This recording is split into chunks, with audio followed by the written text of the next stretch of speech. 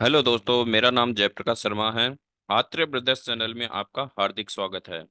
आज की वीडियो है चंद्र ग्रहण दोष या निवारण। यहाँ आज तक आप लोगों को ये सुनने में आया होगा कि दो तरीके के ग्रहण लगते हैं, सूर्य ग्रहण और चंद्र ग्रहण। ठीक वैसे ही जन्म कुंडली के अंदर भी दो दोष या योग बनते हैं, जिसमें कि सूर्य ग्रहण और चंद्र ग्रहण। अब सूर्य के साथ यदि राहु केतु बैठता है तो सूर्य ग्रहण बन जाता है। वैसे ही चंद्रमा के साथ राहु या केतु बैठ जाता है तो बनता है चंद्र ग्रहण। अब ग्रहण लगने का मतलब क्या है? जहां अच्छा ग्रह है और वो अच्छे परिणाम देने वाला होता है, उसके ऊपर यदि किसी चीज का ग्रहण लग जाए तो वह अपना परिणाम नहीं दे सकता। ठीक, तो यहाँ वही कंडीशन होती है। लेकिन यहाँ जब तक आप इस चीज को समझेंगे नहीं कि ग्रहण कौन से भाव के अंदर लग रहा है, तब तक आप इसे ग्रहण या दोष नहीं कह सकते। अब बात करते हैं चंद्र ग्रहण। अगर हमारी जन्म कुंडली, जो लगने वाली जन्म कुंडली है, इसमें अगर अकेला किसी भाव में चंद्रमा बैठ जाता है, उसके आसपास में कोई ग्रह नहीं बैठता, तो केमद्रुम योग बन जाता है। ठीक, और अगर चंद्रमा के साथ सूर्य बैठ जाता है तो वह भी यहाँ अमावस्या दोष बन जाता है। लेकिन आज की वीडियो में हम क्या देख रहे हैं कि चंद्रमा के साथ राहु की युति बनते ही यहाँ बन गया चंद्र ग्रहण योग। अब ये योग किस तरीके से बनता है, इस वीडियो के जरिए हम देखेंगे। तो गाइज, हमारे पास कुंभ लग्न की जन्म कुंडली है, जिसमें हमने मेंशन कर रखा है। लेकिन अब इस जन्म कुंडली में हम आपको ये समझाने की कोशिश करेंगे कि आपके इस जन्म कुंडली में चंद्र ग्रहण दोष प्रॉपर तरीके से किस भाव में बन रहा है, और अगर किस भाव में नहीं बन रहा तो वो भी हम समझाएंगे। चंद्र ग्रहण दोष से क्या क्या आपको समस्या आ सकती है? तो सबसे पहले है मन का अस्थिर होना। चंद्रमा हमेशा मन का कारक होता। ठीक, चंद्रमा यदि अच्छा होगा तो मन को एक जगह रखेगा। लेकिन अगर चंद्रमा मारक का है तो आपके मन को भटकाता रहेगा। तो यहाँ अगर ऐसा कोई दोष लग रहा है जन्म कुंडली में, तो अस्थिर मन, मन अस्थिर हो जाएगा, मन भटकने लग जाएगा। और इस कंडीशन में जैसे कोई गवर्नमेंट की तैयारी कर रहा है तो वो व्यक्ति कभी नौकरी की तैयारी नहीं कर सकता। क्यों? क्योंकि उसका मन एक जगह नहीं टिक पाएगा। ठीक, वैसे ही कोई यदि बिजनेस करने की सोच रहा है तो वो रोज नए नए बिजनेस प्लान लेने लग जाएगा, लेकिन बिजनेस नहीं कर पाएगा। ना ही वो, अगर वो बिजनेस भी कर रहा होगा ना, तो उसको अपने ही बिजनेस में कमियां दिखने लग जाएंगी, दूसरे के बिजनेस अच्छे दिखने लग जाएंगे। ठीक, पहला कारण तो ये होता है, लक्षण जो होते हैं ना।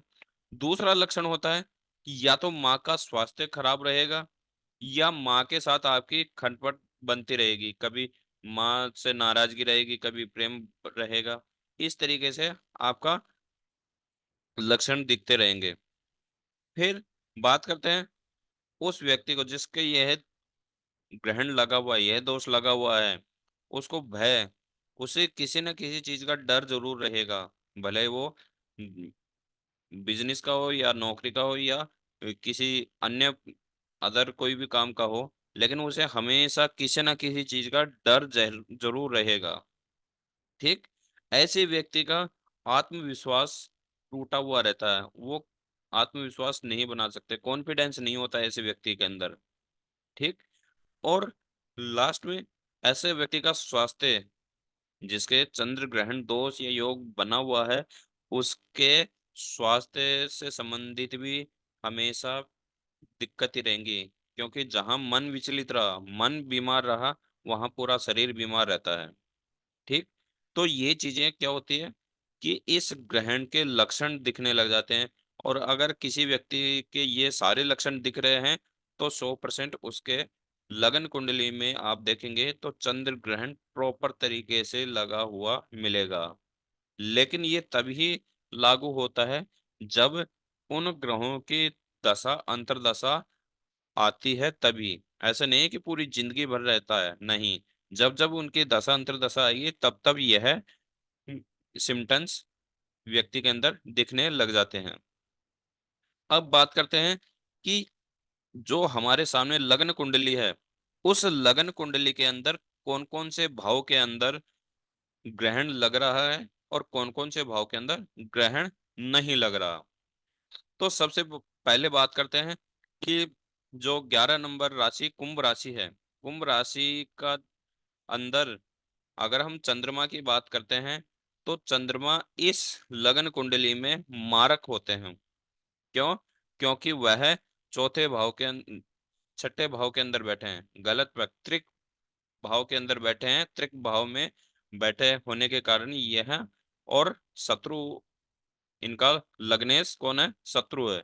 तो इस कारण से यहाँ इस जन्म कुंडली के अंदर चंद्रमा क्या हुए? मारक।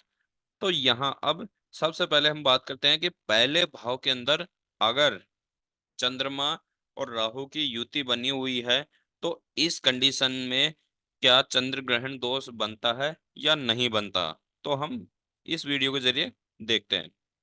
देखो, सबसे पहले यहाँ चंद्रमा क्या है? मारक है।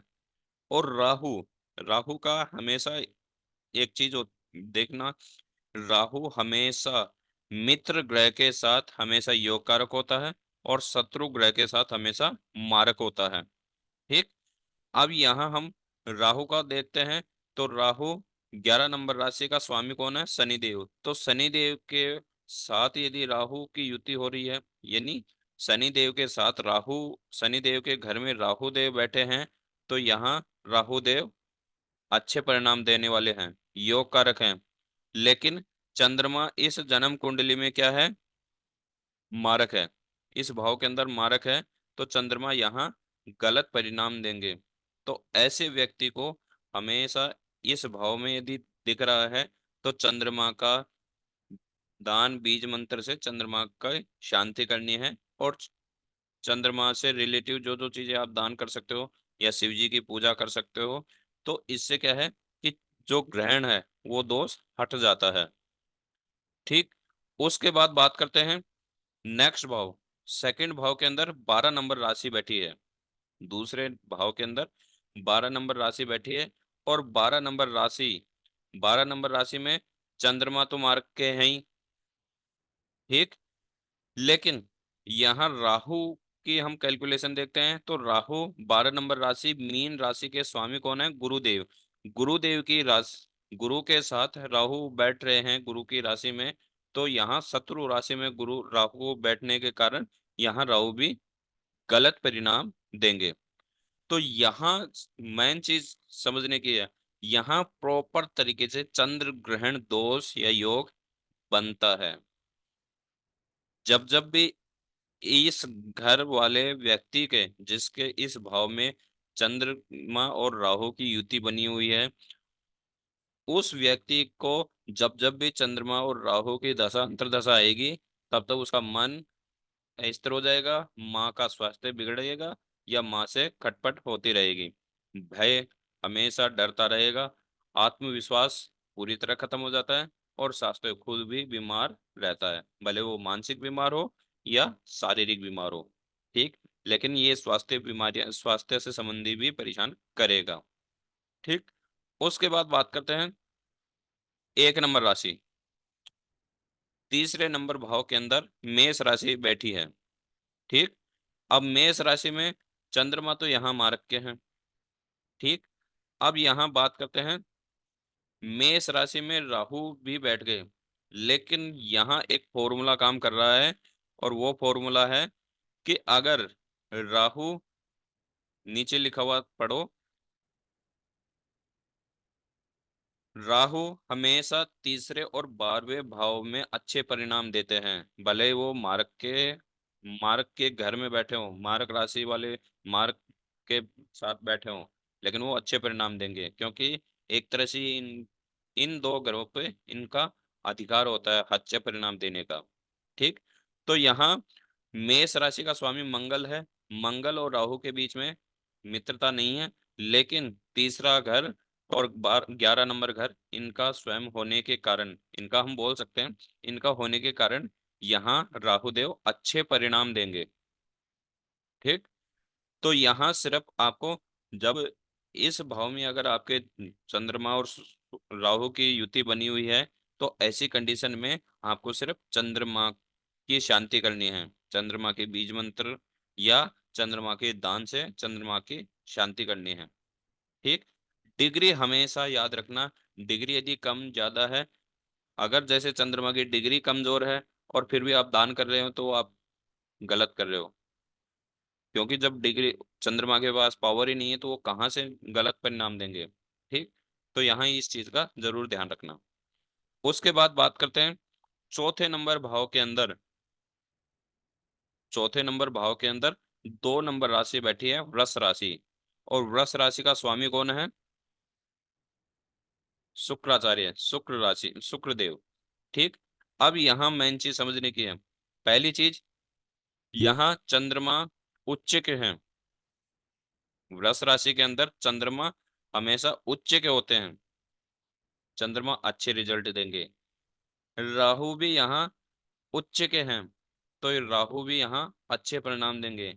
अगर इस कंडीशन में आपके लगन कुंडली में राहु और चंद्रमा की युति बनी हुई है, तो दोनों के दोनों अपना जो प्रभाव डालते हैं उससे भी उच्च का प्रभाव डालेंगे। ऐसी कंडीशन में यदि इनके डिग्री कम है, तो सिर्फ डिग्री आपको बढ़ानी है। बाकी ऐसी कंडीशन में किसी भी ग्रह को शांत नहीं करना। अगर गलती से आप शांत कर दिए, तो उससे मिलने वाले परिणाम आपको नहीं मिल पाएंगे। तो ऐसी कंडीशन में 4 नंबर भाव के अंदर 2 नंबर राशि बैठी हुई है। 2 नंबर राशि के अंदर चंद्र और राहु दोनों के दोनों उच्च के हैं, अच्छे परिणाम देंगे। तो ऐसी कंडीशन में आपको इन दोनों की डिग्री देखनी है। यदि डिग्री कम है, तो डिग्री बढ़ानी है बीज मंत्र या स्टोन के द्वारा। लेकिन अगर यह सही है, तो कुछ करने की जरूरत नहीं, कुछ भी करने की जरूरत नहीं है। ठीक। हाँ, इतना जरूर याद रखना कि राहु हमेशा 100% रिजल्ट नहीं देता। वो 25% हमेशा, भले ही योग कारक हो, उच्च का हो, 25% आपको गलत रिजल्ट देता है, क्योंकि ये पापी ग्रह रह गया और क्रूर ग्रह रह गया। इसकी वजह से ये प्रॉपर तरीके से पूरा प्रभाव, पूरा अच्छा परिणाम नहीं देता, 75% ही देता है। ठीक। अब बात करते हैं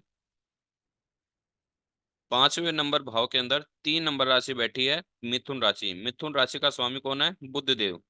तो यहाँ बुध और राहु के बीच में मित्रता है, और यहाँ राहु उच्च के भी हैं। ठीक। मिथुन राशि में भी राहु उच्च के हैं, तो यहाँ राहु देव अच्छे परिणाम देंगे। लेकिन चंद्रमा यहाँ क्या है? मारक हैं। तो यहाँ चंद्रमा का आपको उस शांति करनी पड़ेगी। शांति के लिए जो आपको बता रखा है वही चीज आपको करनी है, या तो बीज मंत्र या दान। ठीक। शिव जी की उपासना कर सकते हो, इससे चंद्रमा को शांति होगी। और राहु का कुछ करने की जरूरत नहीं, राहु यहाँ अच्छे परिणाम देंगे। ठीक। बात करते हैं 6 नंबर भाव के अंदर 4 नंबर स्वयं चंद्रमा की राशि बैठी हुई है। ठीक। स्वयं चंद्रमा की राशि बैठी हुई है, तो यहाँ सबसे पहले राहु, राहु यहाँ अच्छे परिणाम नहीं देंगे। क्यों? चंद्रमा और राहु के बीच में कोई मित्रता नहीं है। लेकिन चंद्रमा यहाँ अच्छे परिणाम देंगे। क्यों? क्योंकि वह स्वयं के घर में बैठे हैं। अगर चंद्रमा या कोई भी ग्रह अपनी स्वयं राशि में बैठा है, स्वयं राशि वाले घर में बैठा है, तो वहां कोई भी ग्रह होगा, वह भले मारक हो या योगकारक हो या नीच का हो, तो वो वहां हमेशा अच्छे परिणाम ही देगा।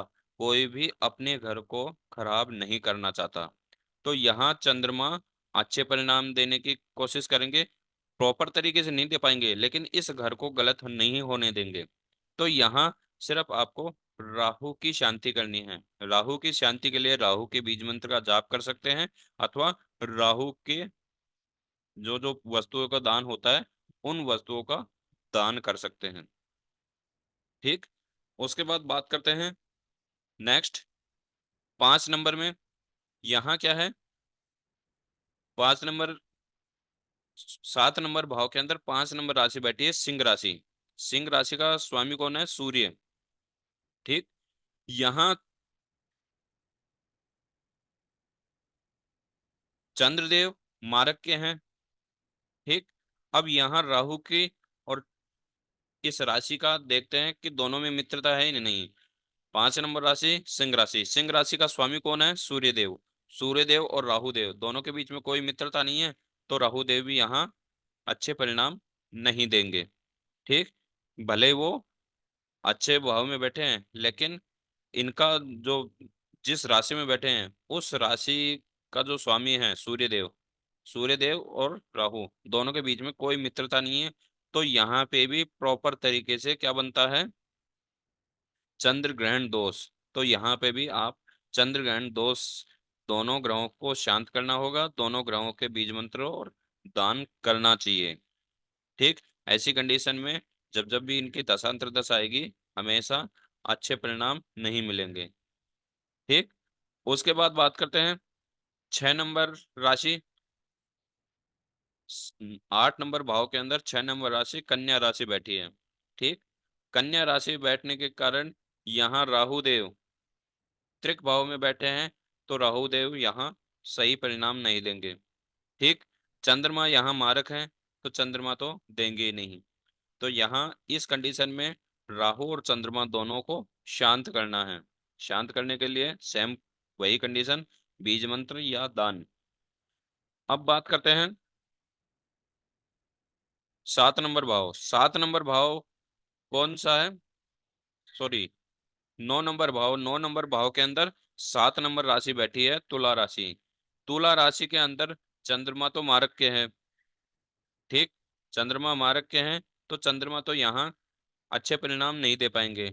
लेकिन यहाँ राहु देव क्या है, मित्र राशि के साथ बैठे हैं, मित्र राशि के ग्रह के साथ बैठे हैं, तो यहाँ राहु देव अच्छे परिणाम देंगे।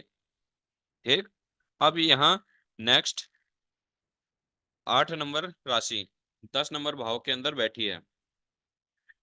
अब यहाँ चीज समझने के आगे, क्योंकि यहाँ दोनों के दोनों ग्रह नीच के हो गए, और दोनों के दोनों ग्रह नीच के होने के कारण यहाँ दोनों को दोनों ग्रह गलत परिणाम देंगे। देखो, राहु और चंद्रमा दोनों के दोनों वृश्चिक राशि में नीच के हो जाते हैं, तो यहाँ दोनों के दोनों अच्छे परिणाम नहीं दे पाएंगे। ठीक। दोनों के दोनों ग्रह अच्छे परिणाम नहीं दे पाएंगे। और अब यहाँ एक चीज समझने की है, मैं आपको एक चीज बताना भूल गया कि जब जब आपकी जन्म कुंडली में चंद्र राहु की युति जिस भाव में होगी, ठीक, और उनकी दशा अंतर्दशा आएगी, तो उस भाव से उत्पन्न होने वाले परिणाम ही मिलेंगे ज्यादातर। जैसे अब यहाँ 10 नंबर भाव के अंदर 8 नंबर राशि के अंदर चंद्रमा और राहु दोनों नीच के हो गए, लेकिन 10 नंबर भाव किस किस चीज से रिलेट करता है, बिजनेस, सॉरी, प्रोफेशन से रिलेट करता है। तो यहाँ यदि व्यक्ति कोई प्रोफेशन में है, तो उसका प्रोफेशन कभी वो उस काम में कभी नहीं हो पाएगा, उसका काम कभी सक्सेस नहीं हो पाएगा, हमेशा वो उस काम में लॉस ही जाता रहेगा। भले वो नौकरी हो या कोई खुद का पर्सनल प्रोफेशन हो, उसमें कभी भी वो अच्छा काम नहीं हो पाएगा। तो ऐसी कंडीशन में दोनों ग्रहों को शांत करना सबसे जरूरी है। ठीक। उसके बाद बात करते हैं 9 नंबर वृश्चिक राशि, धनु राशि। धनु राशि के अंदर राहु देव होते हैं नीच के। ठीक। और चंद्रदेव यहाँ मारक के हैं, तो यहाँ चंद्रदेव अच्छे परिणाम नहीं देंगे, लेकिन राहु देव अपने घर को थोड़ी खराब करेंगे। तो यहाँ राहु देव भले पूरी तरह अच्छे परिणाम नहीं दे पाएंगे, लेकिन गलत भी नहीं देंगे। तो यहाँ राहु देव नॉर्मल असर दिखाएंगे, नॉर्मल प्रभाव दिखाएंगे, क्योंकि यहाँ राहु देव नीच के भी हैं और खुद के घर में बैठे हैं। तो कभी भी मैंने आपको बताया कि कोई भी अपने घर को खराब नहीं करना चाहता, और राहु देव के लिए 3 नंबर और 6 नंबर, सॉरी 3 नंबर और 9 नंबर, दो ग्रह हैं जिनमें राहु देव हमेशा अच्छे ही परिणाम देते हैं। तो यहाँ राहु देव भले ही आपको 75% रिजल्ट नहीं दें, लेकिन 50% रिजल्ट आपको अच्छा ही देंगे। ठीक। तो यहाँ राहु देव की को आप शांत करने की जरूरत नहीं है, यहाँ सिर्फ आपको चंद्रदेव को शांत करनी है। चंद्रदेव के बीज मंत्र और दान से चंद्रदेव शांत हो जाएंगे। अब बात करते हैं 12 नंबर भाव, मीन राशि के अंदर चंद्रमा और राहु की युति बनी हुई है। तो ऐसी कंडीशन में क्या हो। देखो चंद्रमा यहाँ मारक है। ठीक। अब राहु यहाँ मित्र राशि में बैठे हैं, लेकिन गलत भाव में बैठे हैं। ठीक। मित्र राशि के साथ बैठे, मित्र राशि के ग्रह के साथ बैठे हैं, लेकिन गलत भाव में बैठे हैं। तो यहाँ राहु देव और चंद्रमा दोनों के दोनों गलत ही परिणाम देंगे। ठीक। तो यहाँ दोनों ग्रहों की शांति करनी पड़ेगी बीज मंत्र के द्वारा, या आप दान के द्वारा इनको शांत कर सकते हो। इस लग्न कुंडली के अंदर यहाँ 12 नंबर भाव दिख रहा, 12 नंबर राशि में चंद्रमा और राहु दोनों नीच के, दोनों के कारण चंद्र ग्रहण दोष बन रहा है। और 5 नंबर राशि के अंदर चंद्र ग्रहण दोष बन रहा है। 8 नंबर राशि के अंदर चंद्र ग्रहण दोष बन रहा है। और 10 नंबर राशि के अंदर चंद्र ग्रहण दोष बन रहा है। और लास्ट में 6 नंबर राशि के अंदर भी चंद्र ग्रहण दोष बन रहा है प्रॉपर तरीके से। यहाँ प्रॉपर तरीके से बनने का मतलब है कि यहाँ जो कंडीशन मैंने जो लक्षण बताए थे, मन अस्थिर होना, माँ का स्वास्थ्य या माँ से अनबन होना, डर लगना, भय, आत्मविश्वास, कॉन्फिडेंस पूरी तरह खत्म हो जाना। ठीक। और स्वास्थ्य बाधाएं आना। ठीक। भले वो मानसिक हो या शारीरिक हो। ठीक। ये चीजें व्यक्ति के अंदर नजर आने लग जाती हैं। ऐसे व्यक्ति को डिपेंड है, अगर दोनों के दोष चल रहे हैं तो दोनों ग्रहों को, सूर्य सॉरी चंद्र और राहु दोनों ग्रहों को शांत करना है बीज मंत्र के द्वारा, या इनके दान के द्वारा इनको शांत करेंगे तो यह दोष से आप छुटकारा पा लेंगे। और इस दोष को खत्म करके जो इनसे मिलने वाले पॉजिटिव रिजल्ट हैं वो आपको मिलना स्टार्ट हो जाएंगे। और जिसमें जैसे केवल चंद्रमा खराब है या राहु खराब है, तो सिर्फ केवल एक ही ग्रह का दो दान या उसका बीज मंत्र का जाप करना है, उससे भी आपको अच्छा परिणाम मिलेगा। आशा करूंगा कि चंद्र ग्रहण दोष या योग से जो वीडियो मैंने बनाई है उसमें कोई भी आपको समस्या नहीं आई होगी। अगर इसमें यदि कोई भी चीज आपको समझ में नहीं आ रही है तो आप कमेंट के जरिए जरूर बताएं। आपके कमेंट से मेरा एक हौसला बढ़ जाता है कि जो मैं समझाना चाह रहा हूँ ऑडियंस को वो पूरी तरह समझ में आ रहा है। इसी के साथ साथ नेक्स्ट वीडियो जब जैसे बनेगी वैसे आपके पास नोटिफिकेशन आ जाएगा। तब तक के लिए करते हैं जय श्री राम।